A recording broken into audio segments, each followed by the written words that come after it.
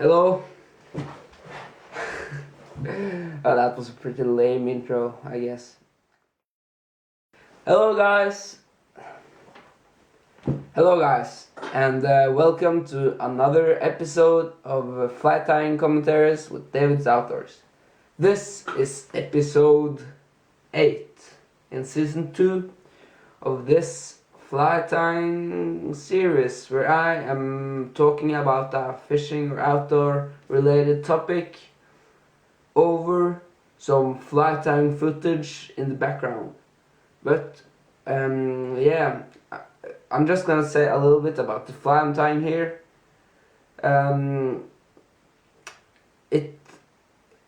I just need to warn you, the fly won't look very good.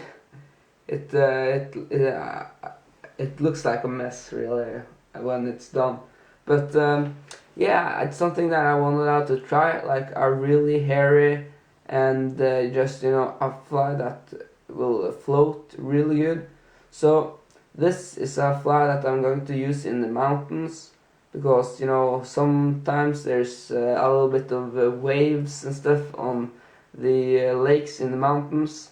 So this hair dot, yes, really big sissy, way too big, I know.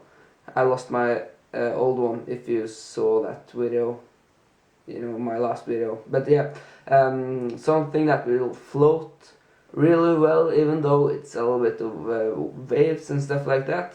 And yeah, it's kind of like a mix of a March brown, a light colored March brown mayfly, no, March brown dry fly, and a little bit of a regular, those pretty bad mayflies you can buy at the store. Those not like imitations, but just as I tied in the last episode. So yeah, we have been talking a little bit about the flies, about the fly who is going to be tied. Not the coolest and the most good looking fly I've tied, but the fish don't care about that. It just needs to look attractive and fit to the insects that are hatching at the moment when you're fishing. So yeah, let's start with the story. Today I'm going to talk about why and how I started fishing. Okay, so I was in Bergen, or Bergen as it's called on Norwegian. It is a town, it is one of the third biggest towns in Norway.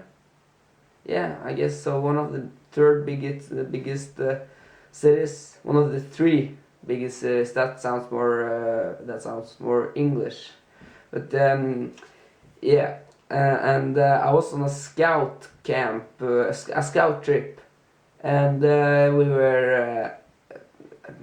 had this scout camp by the sea, and I was not into fishing before that. I had only been fishing one time before earlier, and that was no, two times actually. And yeah, I caught some really cool fish on the earlier trips that I had. So I was, a little bit interested in fishing. I thought it was really fun to catch fish, even though I was really young. And, I'm still very young. If you wonder why I'm cutting off a lot of the plastic in the background here, it's just because it was so hard to get out this last feather. And, yeah, I managed to solve that problem pretty well, and let's give that. I was in this scout camp by the sea, and I had caught some big cod. That was the first time when I was fishing, was when I was 6 years old, and like 2 years later, I caught a pike from a boat. So I had a little bit fishing experience. I didn't have my own fishing rod or anything like that. But I thought fishing was great fun. But yeah, Dad found one of these pretty old rods, those with a locked haspel reel, and yeah, they are not that it was not that any quality at all. It was just, you know, a really bad rod for kids.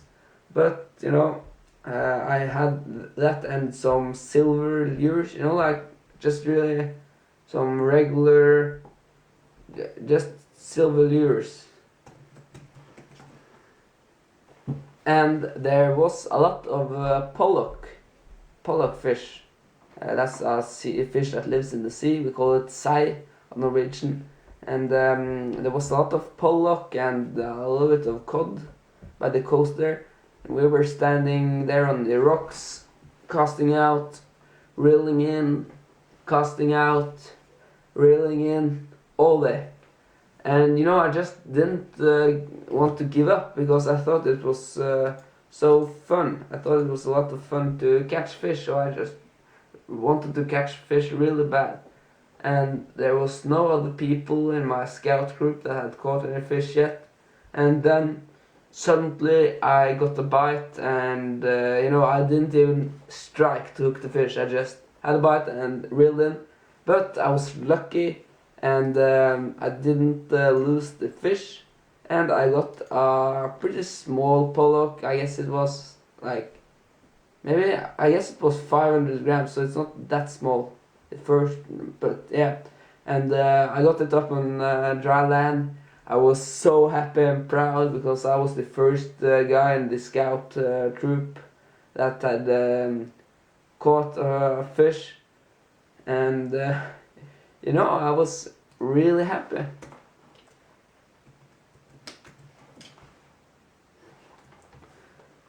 And you know, we continued fishing, and I got one even bigger pollock than the first I had caught. And some other guys in the scout group also caught some fish, and I just thought that all of this was so fun. Just, you know, catching fish, fishing on your own, and yeah, you know, it's always fun to catch fish, and especially the first time you catch fish, then it's even more fun. At least I guess so. So when I came home from that scout trip, I told mom and dad how much I had enjoyed fishing and stuff like that. So they gave me a fishing rod for my birthday that year, and yeah, it was a pretty decent fishing rod, and I'm still using the reel. It was a set with a rod and a reel and line on it, and you know, a package. So that day on my birthday, the 15th of July. Oops. On that day, Dad and one of my brothers and we went out fishing, took the car in the evening, and we fished a little bit, you know, not a lot, but you know, maybe 2 hours that night. And I enjoyed that too, even though we didn't catch any fish. And then I started taking my bike and biking down to the lake, and yeah, you know, continued fishing. And here I am today.